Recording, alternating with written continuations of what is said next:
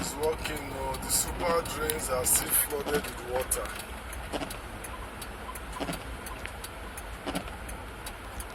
This is the water. The drains, I don't know where the water is going to. You are seeing it. If you can see, this is as if I'm driving in an ocean. Driving my car through an ocean. This is killing my vehicles, and we don't know what we can. I just hope that we will come out of this, because this is terrible. We're swimming with our vehicles, turning our cars, our jeeps into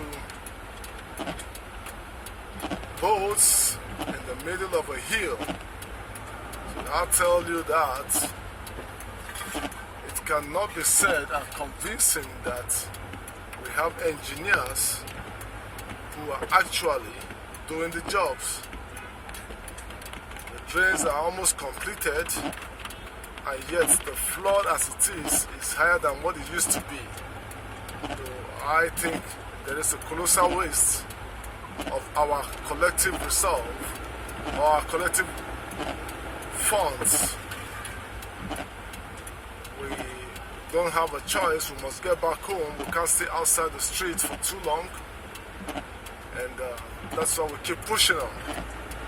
But it tells in our pockets. We spend so much money fixing our vehicles after every rain in the rainy seasons. So if you ask me, I will tell you that we have not taken a proper consultancy or consortium to fix the problem of flooding in Asaba. This is really, really bad.